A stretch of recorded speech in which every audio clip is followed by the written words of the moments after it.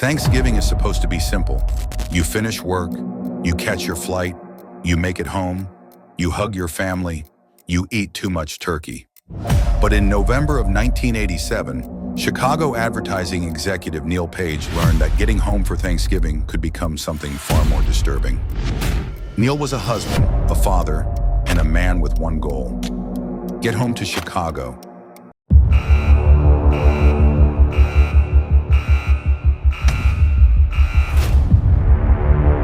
Then he met Del Griffith.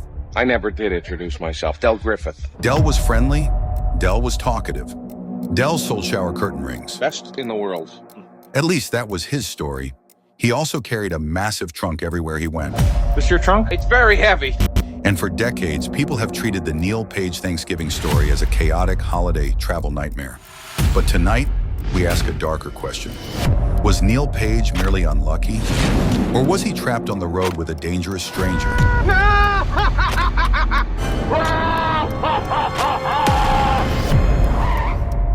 And what exactly was inside Del Griffith's trunk? The ordeal began in New York City, 2 days before Thanksgiving. Neal was trying to leave a long business meeting and catch a flight home. Come on! Outside, Neal managed to secure a cab. Then another man took it. That man was Del Griffith. The public version calls this a misunderstanding, but in true crime terms, this was first contact, a vulnerable target, a disrupted travel plan, a stranger who enters the victim's path and immediately changes his route. Del did not simply take Neal's cab. He entered Neal's life. At LaGuardia Airport, Neal encountered Del again. Same man, same route, same cheerful salesman energy. Then Neal boarded his delayed flight and found himself seated in coach. First you delay me, then you bump me. I can't wait to see what happens next. Is this a coincidence or what? Right next to Del. Have a seat. Once is chance, twice is coincidence, 3 times is a pattern wearing a bad sport coat.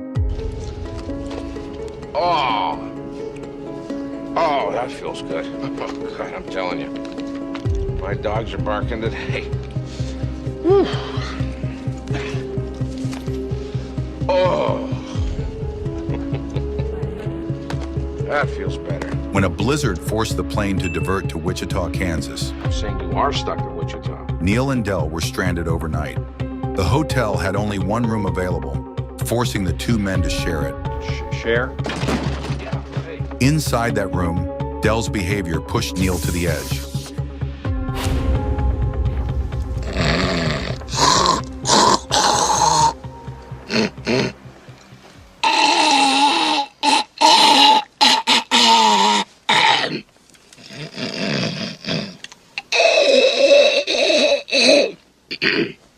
Sorry. Neal finally snapped and told Del exactly what he thought of him. What? Del responded with one of the most important statements in the case. You want to hurt me? Go right ahead if it makes you feel any better. I like me. My wife likes me. He said his wife liked him. His wife. But no one had seen Mrs. Griffith. No one had spoken to Mrs. Griffith. No one had confirmed she was waiting anywhere. At that point, Mrs. Griffith existed only through Del's words, and Del spoke about her as if she were still part of his everyday life. That matters because later, Del would admit something very different. That same night, a thief stole their cash. Neal's independence began to collapse. His money was gone. His travel plans were ruined. His ability to separate from Del weakened with every new disaster. I'm in the gloves. Oh, just nipped a little part. Oh. Then came the trunk. Del Griffith dragged a huge, heavy trunk through airports, motels, train stations, fields, buses, and rental lots. He said he sold shower curtain rings. Fine, but how many shower curtain rings require a trunk that large? Why did Del never abandon it? Why did it seem to follow him like evidence with a handle? In most versions of the story, the trunk is a funny detail. Here at What a Crime, we call it suspicious luggage. Neal tried to continue by train, but the train broke down. He tried to separate from Del. Just get me to the train station and I'll take care of everything else. But Del kept reappearing. Are we there yet? No, little way to go yet. This personality. Possibly intolerant. He tried to rent a car in St. Louis, but the car was missing. I want a car right now. Would you like a mouthful of teeth? And just when Neal had no way forward, Del arrived in a rental car. Again. Get your car out of here! Yeah, just a minute, okay? Get it out of here! What is your problem? You insensitive asshole! Del offered rescue again. Now I'll move my car, but I want you to help him up. No! My pleasure. Neal accepted again. That night, Del drove the wrong way down a freeway and nearly killed them both in a head-on collision. You're going the wrong way! He says we're going the wrong way! Oh, he's drunk. How would he know where we're going? Yeah, how would he know? Thank you. Thanks a lot. Terrific. Thank you. What a moron.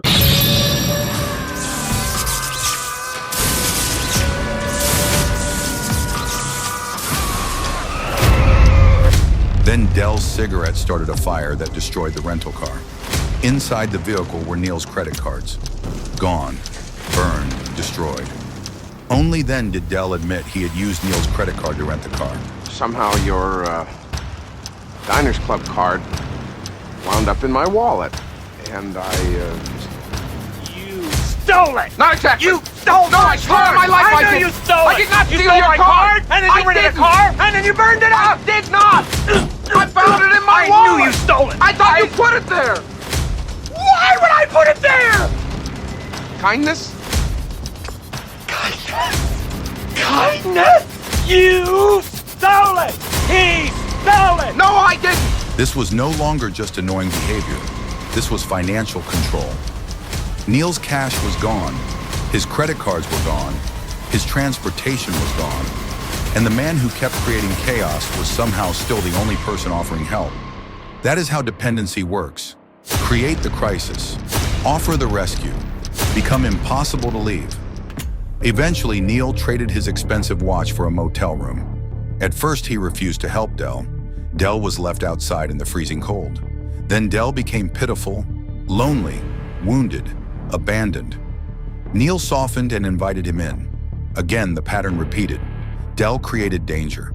Del became helpless. Neal felt guilty. Del got closer.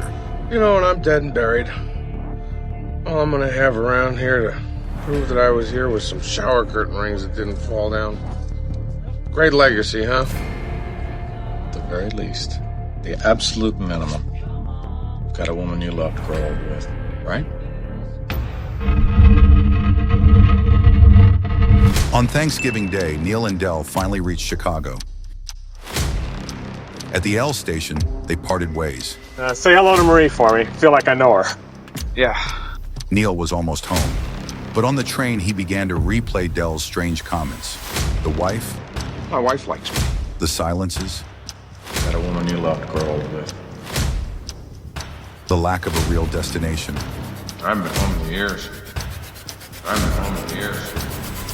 The way Del had not seemed to be going home at all. Neal returned to the station and found Del sitting alone. Del, what are you doing? Then Del confessed. His wife was dead. She had been dead for 8 years. He had no home. He had been living on the road. For many people, this explains Del. For investigators, it opens the file. For 8 years, Del had been moving from place to place with no permanent address, speaking about his dead wife as if she were alive, attaching himself to strangers, and dragging that massive trunk across the country. Say hello to Marie for me. And after everything Neal had survived, he made one final decision. He brought Del Griffith home for Thanksgiving. Hiya, kiddo. Daddy! To his wife, to his children, to his dinner table, the Page family saw a lonely man. They did not see the stolen cab. They did not see the swapped cards. They did not see the missing cash. They did not see the wrong way freeway. They did not see the burning car. They did not see the trunk. So what happened after dinner? Did Del thank them and leave? Did he stay the night? Did he tell funny road stories to the children? Did he look around that warm suburban home and realize he had found what he had been chasing for 8 years? A house, a family, a life to step into. Maybe Del Griffith was only a grieving widower. Maybe the trunk held samples, catalogs, and the broken pieces of a life he could no longer return to. Or maybe the trunk held the reason he never went home. Say hello to Marie for me. Neal Page made it home for Thanksgiving. That is the part everyone remembers. But survival is not the same as escape. Because by the end of Thanksgiving Day, Del Griffith was no longer a stranger from the airport. He was inside the Page home. He had met the family. And somewhere near the door, there may have been a large trunk. Heavy, silent, waiting. This has been What a Crime. Lock your doors, check your luggage, and this Thanksgiving, if a stranger tells you he sells shower curtain rings, ask to see the trunk.